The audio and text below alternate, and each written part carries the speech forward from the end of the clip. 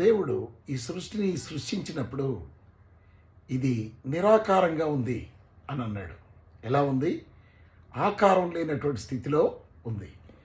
ఇది నిరాకారంగాను శూన్యముగాను ఉండెను అన్నాడు. ఎలా ఉందంట? శూన్యంగా ఉంది.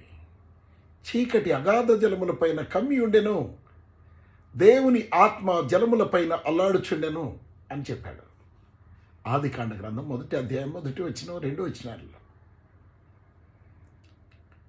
అప్పుడు ఈ భూమి మీద చెట్లు లేవు, పర్వతాలు లేవు, ఏది లేదు. మనుషులు లేరు, పక్షులు లేరు, పశువులు లేవు, ఏది లేదు. జీవరాశి లేదు, జీవం అనేది లేదు భూమి మీద. కానీ దేవుడు ఆయన ఈ సృష్టిని నిర్మించిన క్రమంలో, ఆయన సృష్టిని చేసినటువంటి విధానంలో ఒక అద్భుతం ఉంది. ఆ అద్భుతం ఏంటి అని అంటే, దేవుడు తన నోటితో ఈ సృష్టిని సృష్టించాడు. తన నోటితో ఏదేది కావాలో దాన్ని పలికి సృష్టించాడు. దేవుని నోట్లో నుంచి వచ్చిన ప్రతి మాట ఈ సృష్టిలో ఉన్నటువంటి ఒక్కొక్క ఐటమ్ని క్రియేట్ చేసింది, సృష్టించింది, నిర్మించింది, రూపాన్నిచ్చింది. ఆ జలముల పైన అల్లాడుచుండిన దేవుని ఆత్మ ఇవన్నీ క్రియేట్ అవడానికి కారణమైంది. ఆయన నోట నుండి వచ్చు మాట అంత అద్భుతమైంది. అయితే దేవుడు ఈ సృష్టినంతటినీ, ఈ సృష్టిలో ఉన్నటువంటి కొండలు, కోనలు, లోయలు, పశువులు, పక్షులు, చెట్లు, ఆకాశ మండలము, ఆకాశ నక్షత్రాలు, సూర్యుడు, చంద్రుడు, గ్యాలక్సీలు, ఇవన్నీ కూడా మన కొరకు సృష్టించాడు, మన కొరకు సృష్టించాడు. అవునా? ఇంత పెద్ద యూనివర్స్ని మన కొరకు దేవుడు అద్భుతంగా సృష్టించాడు. చూడ్డానికి 2 కళ్ళు చాలు అన్నట్లుగా సృష్టించాడు. కానీ మన కొరకు ఇంత చేసిన దేవుడు ఆయన మనల్ని ఎందుకు సృష్టించాడు తెలుసా? తన కోసం సృష్టించుకున్నాడు. మన కోసము ఈ సృష్టిని సృష్టించాడు, ఈ అద్భుతాలు సృష్టించాడు. ఆయన కొరకు మనల్ని సృష్టించుకున్నాడు. ఆయన కొరకు, for him, by him, to him, ఆయన కొరకు, ఆయన ద్వారా. అవునా? ఆయన నిమిత్తం మనం సృజించబడ్డాం. మనం బ్రతకడానికి, మనం అద్భుతంగా సంతోషంగా ఈ లోకంలో బ్రతకటానికి ఇక్కడ గాలి, నీరు, వెలుతురు, వీటన్నిటిని దేవుడు తన మహత్తు గల మాట చేత సృష్టించాడు. అయితే సృష్టించినటువంటి దేవుడు ఆయన మనల్ని ఆశీర్వదించాడు. ఎట్లనగా, మీరు ఫలించి అభివృద్ధి పొంది విస్తరించి భూమిని నిండించి దాన్ని లోపరుచుకోండి, దాన్ని ఏలండి అని చెప్పాడు. ఏం చేయాలి? దాన్ని ఏలాలి. We should rule. మనం దాన్ని ఏలాలి అని చెప్తే, మరి సృష్టి మనకు ఎలా లోబడుతుంది? భూమి మీద ఉన్న ప్రతి జంతువు మనకు ఎలా లోబడుతుంది? సృష్టి మనకు ఎలా రెస్పాండ్ అవుతుంది? ఆయన దేవుడు కాబట్టి సృష్టిని ఆయన సృష్టించాడు, ఆయన లోపరుచుకుంటా ఉన్నాడు. అందుకే యేసు ప్రభు వారు మరి తన శిష్యులతో అదోనిలో వెళ్ళేటప్పుడు సముద్రం మీద గొప్ప తుఫాను రేగింది. ఆ దోణె అలల చేత కప్పబడుతూ ఉన్నప్పుడు ఆయన ఓడ అమరమున తలవాల్చి నిద్రించుచుండెను అని అంటాడు. ఏం చేశాడంట? ఓడ అమరమున పైభాగంలో తలవాల్చి నిద్రపోతున్నాడు. అంత భయంకరంగా గాలి కొడుతుంది, అలలు లేస్తూ ఉన్నాయి సముద్రంలో. అలల చేత ఆ ఓడ నింపబడుతూ ఉంటే 12 మంది శిష్యులు, లేక ఆయన శిష్యులు ఆ ఓడలో పడ్డ నీటిని ఎత్తిపోస్తూ ఉన్నారు సముద్రంలోకి. అవునా? ఆ తర్వాత వాళ్ళు ఆ పని చేయలేక వాళ్ళు చేసే కొద్దీ ఇంకా ఎక్కువ నీరు పడుతూ శక్తిహీనులైపోయారు. వాళ్ళు అంటా ఉన్నారు యేసు ప్రభు అని రేపి, ప్రభువా మమ్మల్ని కరుణించు, మేము నశించిపోతున్నాం అన్నారు. అంటే దేవుడు మనల్ని నాశనం అవ్వడానికి సృష్టించింది, ఆయన కొరకు మనల్ని సృజించుకున్నాడు. మనం నాశనం అయిపోవడం ఆయన ఉద్దేశం కాదు. మనం ఈ సృష్టిని లోబరుచుకొని సమస్తాన్ని మన ఆధీనంలోకి తీసుకొని అద్భుతంగా బ్రతకటం ఆయన ఉద్దేశం. అవునా? ఈ సృష్టి నిన్ను చంపడానికి ప్రయత్నిస్తూ ఉందా? దాన్ని లోబరుచుకో. ఈ సృష్టి పొంగి తుఫానుగానో లేక ఒక డ్రాట్గానో లేక భయంకరమైన విపత్తుగానో డిజాస్టర్గానో వస్తుందనుకోండి, దాన్ని నువ్వు లోపరుచుకోవాలి. అవునా? యేసు ప్రభు వారు ఆ ఓడ అమరమున తలవాల్చి నిద్రిస్తూ ఉన్నప్పుడు ఆ ఓడంతా కూడా నీటి చేత నింపబడుతూ ఉంది. అలలు ఉవ్వెత్తున లేచి ఎగసెగించబడుతూ ఉన్నాయి. ఆ సమయంలో నీళ్లు ఎత్తి పోసి పోసి శిష్యులు అలసిపోయి, ప్రభువా నీకు చింతలేదా, మేము నశించిపోతున్నాం అని అంటే ప్రభువారు లేచి అంటాడు, విశ్వాసం లేని మూర్ఖతరం వల్ల ఎంతకాలం నేను మీతో ఉంటాను, ఎంతవరకు మిమ్మల్ని సహించాలి అని అంటూ ఉంటాడు. విశ్వాసం లేని మూర్ఖతరం వాళ్ళు అయిపోయాను. అసలు ఎవరు మనం? ఎందుకు మరి ఈ కష్టాలన్నీ పడుతూ ఉన్నాం? ఈ కష్టాలు పడ్డానికే దేవుడు మనల్ని సృజించాడా? ఈ జబ్బులతో నింపబడి చావడానికి సృజించాడా? ఈ సమస్యల వలయంలో చిక్కుకుపోయి నాశనం అవడానికి సృజించాడా? సమస్య నీవు దేవునికి దూరంగా ఉన్నప్పుడు సాతాను క్రియేట్ చేసే సమస్య. నువ్వు దేవునిలో దైవత్వంలో ఉన్నప్పుడు ఆ సమస్య నీకు లోబడుతుంది, సృష్టి నీకు లోబడుతుంది. దేవుని మీద విశ్వాసం ఉంచినప్పుడు సృష్టి నీకు లోబడుతుంది. ఆయన లేచి సింపుల్గా గాలిని గద్దించాడట. గద్దించిన వెంటనే గాలి, ఆ తుఫాను, సముద్రపు అలలు మిక్కిలి నిమ్మళం అయిపోయినాయి అని అంటాడు. దే బికమ్ కామ్, సైలెంట్ అయిపోయింది. అయ్యో, సముద్రము తుఫాను ఈయనకి లోబడుతుంది. ఎస్, ఆయనకు లోబడుతుంది. అందుకనే యేసు ప్రభు వారికి ఏం పేరు పెట్టారు తెలుసా? మనుష్య కుమారుడు. దైవ కుమారుడు, దేవుని కుమారుడు అని కాదు. ఆయన ఏమంటారు? మనుష్య కుమారుడు. అట్ ద సేమ్ టైం ఆయన దేవుని కుమారుడు. దేవుని చేత ఈ లోకానికి పంపబడి ఒక మానవునిగా, సాధారణమైనటువంటి వ్యక్తిగా పుట్టినటువంటి యేసుక్రీస్తు ప్రభువారు సృష్టిని కంట్రోల్ చేస్తూ ఉన్నాడు. He's controlling the creation of God. And God blessed us with the controlling power and authority over this universe. యూనివర్స్ని కంట్రోల్ చేయడానికి, నీకు అనుకూలంగా మార్చుకోవడానికి దేవుడు నీకు అధికారాన్ని ఇచ్చాడు. అర్థమవుతుందా? ఆయన దేవుడు కాబట్టి ఆయన లోపరుచుకున్నాడు. మరి మన మనుషులం కదా అంటే ఆయన అంటా ఉన్నాడు, ఏలియా మనిషే కదా, ఏలియా మళ్ళాంటి స్వభావం గల మనిషే కదా. ఆయన ప్రార్థించినప్పుడు లేక ఆజ్ఞాపించినప్పుడు 3.5 సంవత్సరాలు వర్షం పడలేదు. ఆ తర్వాత మరలా ఆయన ఆకాశంతో మాట్లాడి ఆజ్ఞాపించినప్పుడు వర్షం మరలా పడింది. అంతేకాదు, యెహోషువ సూర్యుడిని, చంద్రుని గమనాలను ఆయన కంట్రోల్ చేయగలిగాడు. ఆయన మనిషే కదా. అవునా? అంటే బైబిల్ చెప్తుంది వాళ్ళకు పాసిబుల్ అయింది. యేసు ప్రభువుని నమ్మిన నీకెందుకు పాసిబుల్ కాదు? ఆయన నీకు పాసిబుల్ చేయడానికి ఆశీర్వదించండి నిన్ను.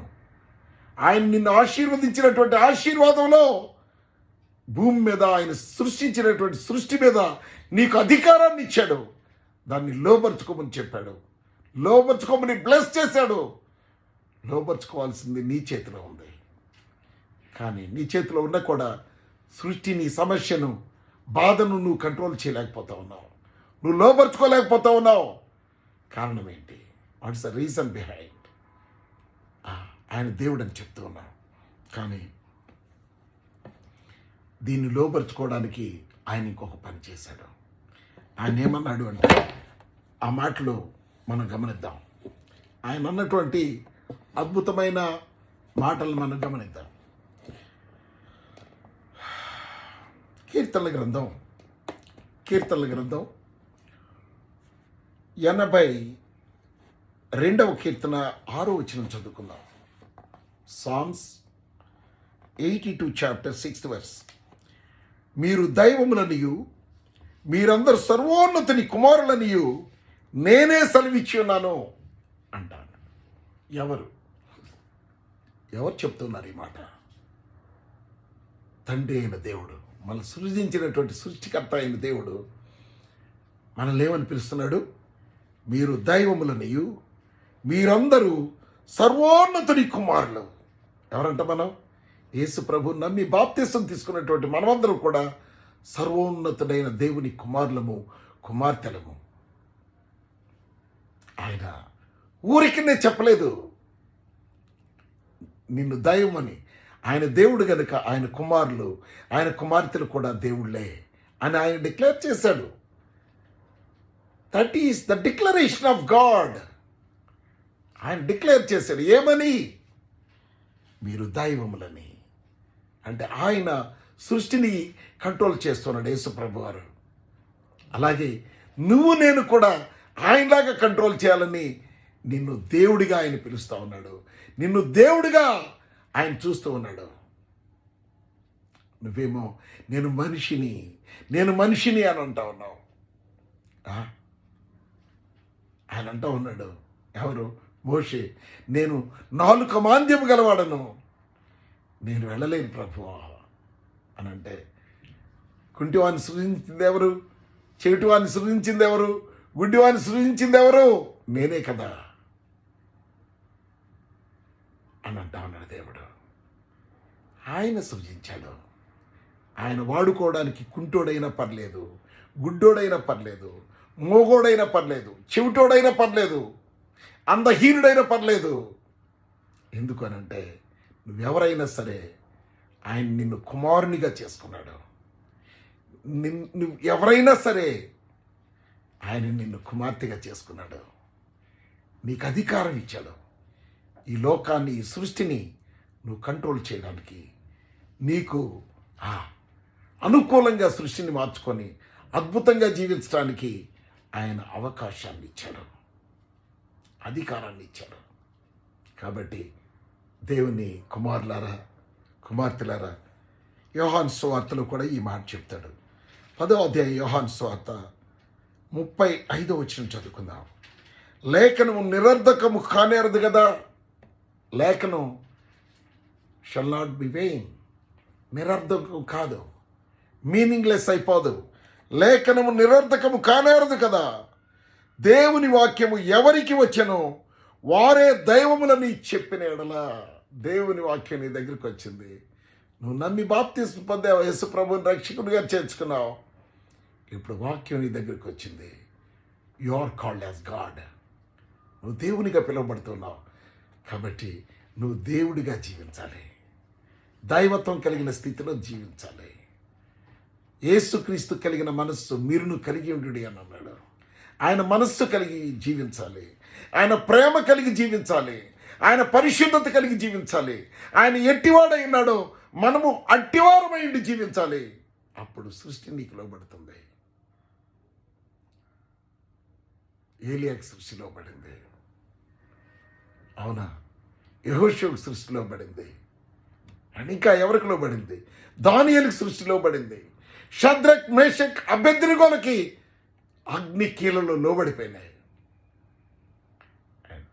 వాళ్ళ సిరీస్లో నువ్వు అలా జీవించాలని దేవుడు ఈరోజు ఇష్టపడుతూ ఉన్నాడు.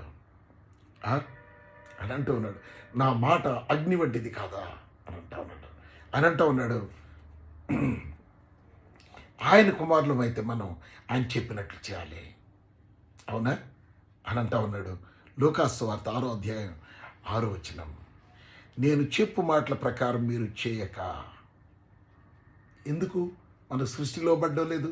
యేసు ప్రభు వారు అంజూరపు చెట్టు దగ్గరికి వెళ్ళి ఆ చెట్టుతో మాట్లాడతాడు, ఇక నీ ఫలములు ఎవరు తినకుందురుగాక.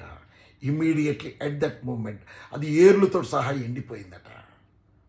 ఆయన నోట్లోంచి మాట వస్తే వెంటనే జరిగిపోద్ది. దేవుడు కూడా నీ నోట్లోంచి మాట వస్తే జరిగే విధంగా చేయాలని, నిన్ను ఆయనలాగా మార్చాలని అనుకుంటా ఉన్నాడు.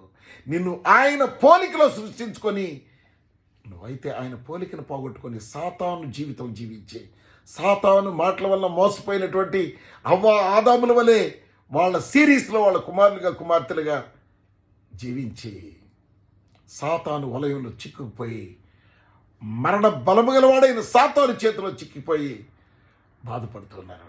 కానీ యేసు ప్రభు వారు ఈ లోకానికి వచ్చి వాడి చేతిలో నుంచి మనల్ని ఆయన ప్రాణం పెట్టి విడిపించాడు.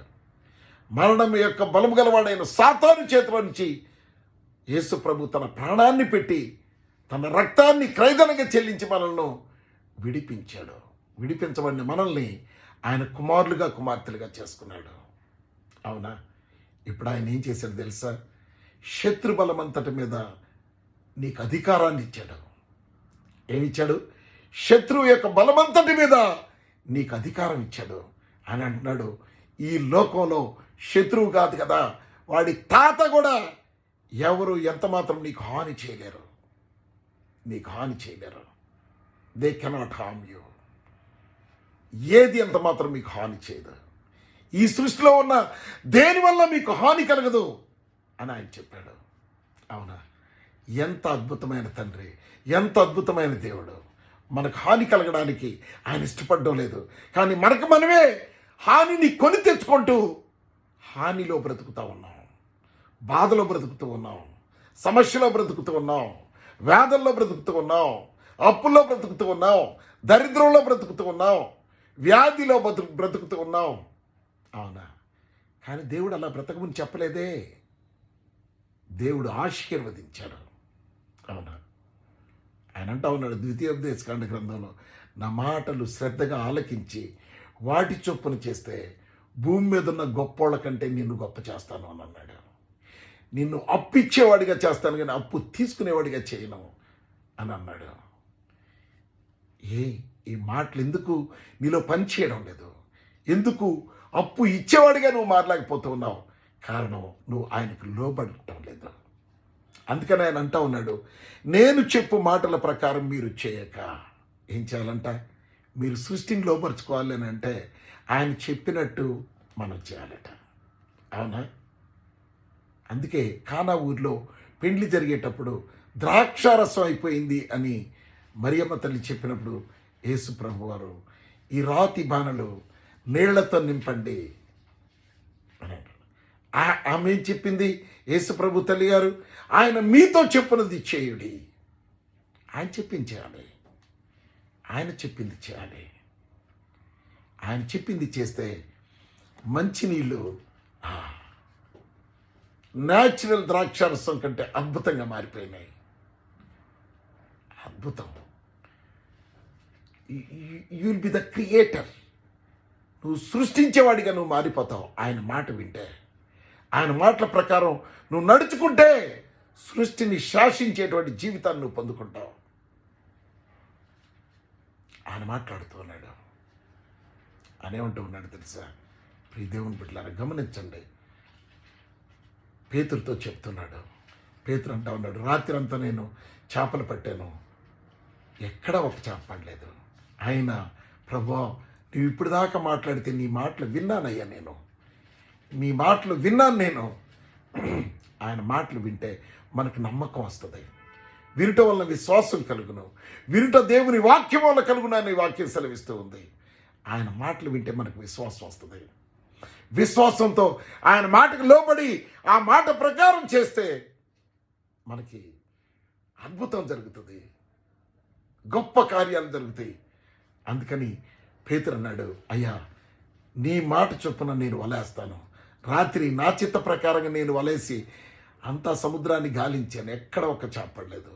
బట్ ఇప్పుడు నీ మాట చొప్పున నేను వల వేస్తున్నాను అని అన్నాడు. అని ఆ వల వేసినప్పుడు విస్తారమైన చేపలు, తన జీవితంలో ఎన్నడూ చూడనంత గొప్ప చేపలు వలలో వచ్చి పడ్డాయట. దేవునికి స్తోత్రం కలుగాక. ఆయన మాటకు నువ్వు లోబడితే నీకు సృష్టి లోబడుతుంది. ఆయన మాటలకు నువ్వు లోబడకపోతే నీకు సృష్టి లోబడదు. ఆయన మాటలకు నువ్వు లోబడితే నీకు దరిద్రం లోబడుతుంది. ఆయన మాటలకు నువ్వు లోబడితే నీకు జబ్బు లోబడుతుంది. ఆయన మాటలకు నువ్వు లోబడితే నీకు దురాత్మలు లోబడతాయి, దయ్యాలు లోబడతాయి. ఆయన మాటకు నువ్వు లోబడకపోతే ఈ సృష్టి నిన్ను లోపరుచుకుంటుంది. అవునా? ఈ సృష్టి నిన్ను లోపరుచుకుంటుంది. ఈ సృష్టి నిన్ను చంపడానికి ప్రయత్నం చేస్తుంది. అవునా? ఆయన మాటలకి మనము ఆయన మాట ప్రకారం చేయాలట. ఎందుకు నన్ను పిలుస్తారు? నన్ను ఒకవేళ మీరు పిలవాలనుకుంటే నేను చెప్పినట్టు చేయండి. నన్ను మీరు పిలవాలి, మీకు నేను రెస్పాండ్ అవ్వాలి, మీరు అడిగిన పని నేను చేయాలి అని అంటే మీరేం చేయాలి? నేను చెప్పిన మాట ప్రకారం చేసి అప్పుడు నన్ను పిలవాలి. ప్రభు అని అంటే అప్పుడు నేను ఉంటాను, అప్పుడు నేను వస్తాను. అవునా? అని అంటా ఉన్నాడు. నేను చెప్పు మాటల ప్రకారం మీరు చేయక ప్రభువా ప్రభువా అని నన్ను పిలుచుట ఎందుకు? Useless. It's weighing to call lord God, lord lord. ప్రభువా ప్రభువా అని మనం పిలిచి ఉపయోగం లేదు.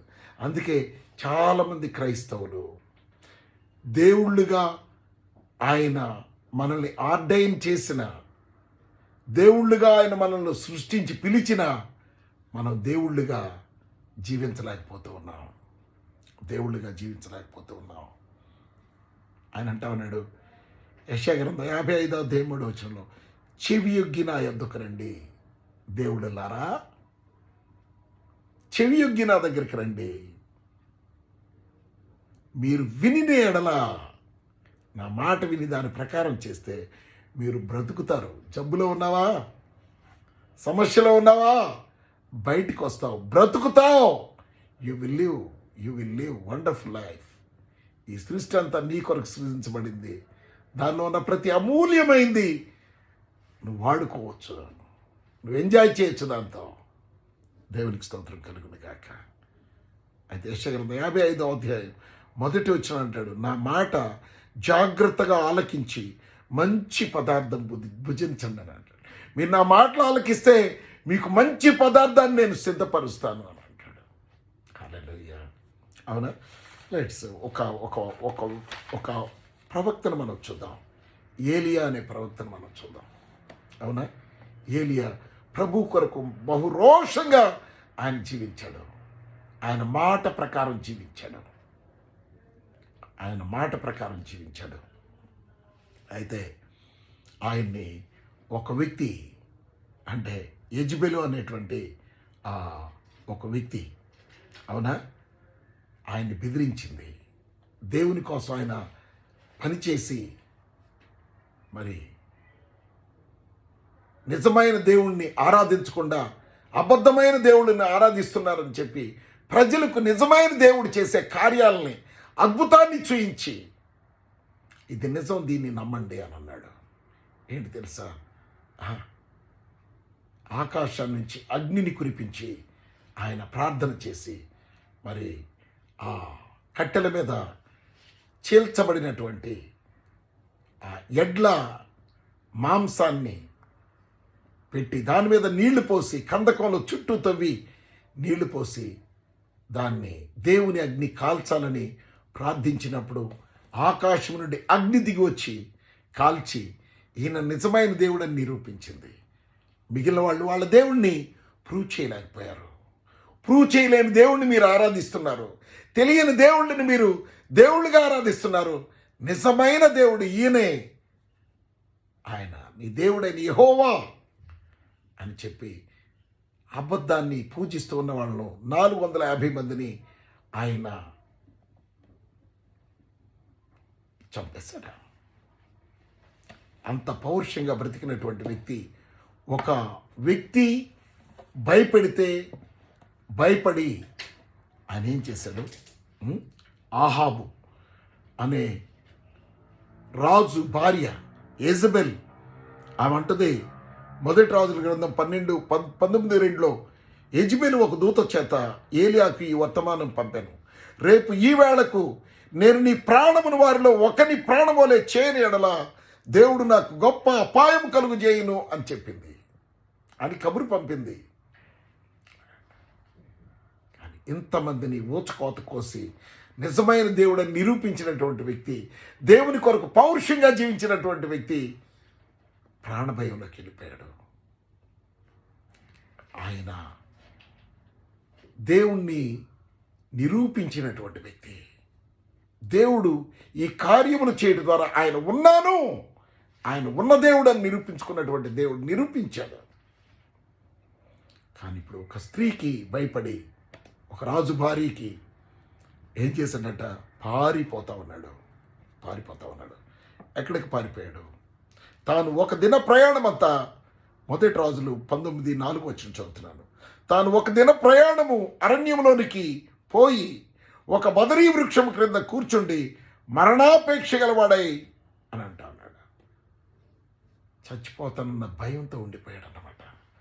ఆ స్త్రీ రాజుబారి నన్ను చంపేపిస్తుందేమో అని భయపడుతూ ఉన్నాడు. ప్రియ దేవుని బిడ్డలారా గమనించండి. అవునా? ఆ బదరీ వృక్షం క్రింద కూర్చుండి మరణాపేక్ష గలవాడై, యెహోవా నా పితరుల కంటే నేను ఎక్కువ వాడను కాను, ఇంత మట్టుకు చాలును, నా ప్రాణము తీసుకొనుము అని ప్రార్థన చేశాను. ఎవరో ఒక స్త్రీ చేతిలో నేను చనిపోయే కంటే నువ్వే ప్రశాంతంగా నా ప్రాణం తీసుకయ్యా అని అంటావన్నాడు. కానీ దేవుడు తీసుకుంటాడా? ఆయన పోలికనిచ్చిన దేవుడు, ఆయన ఆశక్తుడా? తన బిడ్డని కాపాడుకోలేనటువంటి దేవుడా? ఇంత పౌరుషంగా తన కొరకు తన పోలికలో జీవిస్తూ ఉన్నటువంటి వ్యక్తి పనిచేసి నన్ను తీసుకో అని భయంతో అంటూ ఉంటే మరి తీసుకున్నాడా? చూద్దాం ఏం జరిగిందో. 5వ వచనం చదువుకుందాం. 1 Kings 19:5. అతడు బదరీ వృక్షం క్రింద పరుండి నిద్రపోతూ ఉన్నాడట. బదరీ వృక్షం అలసిపోయాడు. ఒక్కరోజు ప్రయాణం చేసి తిండి లేకుండా అలసిపోయి ఆ చెట్టు కింద కూర్చొని మాట్లాడి దేవునితో నిద్రలోకి వెళ్ళిపోయాడు. ఆయన నిద్రపోతూ ఉన్నటువంటి సమయంలో ఒక అద్భుతం జరిగింది. దేవుడు ఆయన వదిలిపెట్టాడా? సో నువ్వు పారిపోయావు కాబట్టి నువ్వు నాకు అక్కర్లేదన్నాడా? దేవుడు ఆ వ్యక్తిని దేవుడిలాగా చూస్తూ ఉన్నాడు. మీరు దైవములు అని అంటా ఉన్నాడు. మరి తన బిడ్డను తను కాపాడుకోడా? శత్రువు నుంచి, మరణాన్ని నుంచి, వ్యాధి నుంచి, దరిద్రాన్ని నుంచి కాపాడుకోలేడా? షూర్లీ ఆయన కాపాడతాడు. ఆయన ఏం చేశాడు తెలుసా? నిద్రపోతూ ఉన్నప్పుడు ఏం జరిగింది అని అంటే, బదరీ వృక్షం క్రింద పరుండి నిద్రించుచుండగా ఒక దేవదూత వచ్చి అతనిని ముట్టి నీవు లేచి భోజనము చేయమని చెప్పాను. ఆయన ఎక్కడో అరణ్యంలో ఉంటే దేవుడు వదిలేశాడా? పారిపోయాడు. ఇక నా పని చేయకుండా పారిపోయి ఇక నన్ను తీసేసుకొని అంటా ఉన్నాడు. తీసేసుకుందాం, ఇంక ఇతనితో పని లేదనుకున్నాడా? లేదు.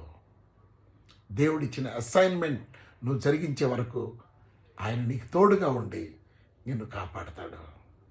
ఈ సృష్టిని నీకు లోపరిచిన దేవుడు అద్భుతమైన దేవుడు. సృష్టిని లోపరుచుకోవడానికి నువ్వు ఆయనలాగా జీవించాలి. సో ఇంత చేసిన ఈ వ్యక్తి కోసం మరి పక్క ఊరి నుంచి రాలేదండి. ఆకాశం నుంచి, పరలోకాల నుంచే దేవుడు ఒక దూతను పంపించి ఆహారం సిద్ధపరిచాడు. This is the life. అవునా? నువ్వు దేవుని కొరకు దేవునిలాగా జీవిస్తే పరలోకం రెస్పాండ్ అవుతుంది. నీకు పరలోకం నుంచి నీకు సహాయం వస్తుంది. అందుకే మొర్దెకై అంటాడు ఎస్తేరుతో, అమ్మా నువ్వు ఈ సమయంలో కానీ నోరు తెరిచి మాట్లాడకపోతే, నువ్వు పట్టించుకోకపోతే, ఇదిగో దేవుని ప్రజలైనటువంటి యూదులకు వేరొక చోట నుంచి సహాయం వస్తుంది. That is from God. వేరొక చోట నుంచి దేవుని బిడ్డలకు సహాయం వస్తుంది. That is from the mighty hand of God.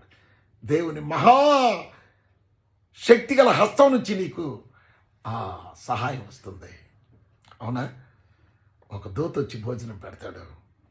ఆయన భోజనం చేసి అతడు భోజనము చేయమని చెప్పాను. అతడు చూచినంతలో తల దగ్గర నిప్పుల మీద కాల్చబడిన అప్పమును నీళ్ల బుడ్డియు ఉండెను. అప్పం నీళ్ల బుడ్డి ఉంది. సో దూత మోసుకొని వచ్చాడనమాట. ఒక అప్పాన్ని నీళ్ల బుడ్డిని తీసుకొని వచ్చాడు. అతడు భోజనం చేసి తిరిగి పరుండెను అని అన్నాడు. నిశ్చింతగా పడుకున్నాడు. ఎందుకని? దేవుడు తన దూతను పంపాడు. ఆయన కాపుదల, ప్రొటెక్షన్ స్టార్ట్ అయిపోయింది. అన్న దేవుని ప్రొటెక్షన్, దేవుని కొరకు నువ్వు జీవిస్తే నీకు ప్రొటెక్షన్ స్టార్ట్ అవుతుంది. నీకు, నీ కుటుంబానికి, నీ పిల్లలకు ప్రొటెక్షన్ స్టార్ట్ అవుతుంది. నీకు మేలు జరగటం స్టార్ట్ అవుతుంది. నీకు స్వస్థత రావడం స్టార్ట్ అవుతుంది. నీకు ఉద్యోగం రావడం స్టార్ట్ అవుతుంది. నీకు కావాల్సిన ప్రతి అవసరం తీర్చబడుతుంది. అందుకన్నాడు ఫిలిప్పీలకు రాసిన పత్రిక 4వ అధ్యాయం 19వ వచనంలో ఈ మాట అంటూ ఉన్నాడు. కాగా దేవుడు తన ఐశ్వర్యము చొప్పున దేవుడు నీకు ఆహారం పెట్టలేడా? పెడతాడు. He can serve you with good food. 40 సంవత్సరాలు అరణ్యంలో ఇశ్రాయేలు ప్రజలకు మన్నాను కురిపించి వారిని పోషించిన దేవుడు నిన్ను పోషించడా? ఎందుకో తెలుసా? నువ్వు ఆయన సృష్టి అయి ఉన్నావు. హల్లెలూయా. కాబట్టి నిన్ను దేవుడు ప్రేమిస్తున్నాడు. నిన్ను ఆయన పోషిస్తాడు. అంటే ఈరోజు ఆయన మాటకి లోబడి నువ్వు ఆయన చెప్పినట్లుగా చేయాలని ఆయన ఇష్టపడుతున్నాడు. దేవుడి వాక్యం మన కొరకు ఆశీర్వదించును గాక.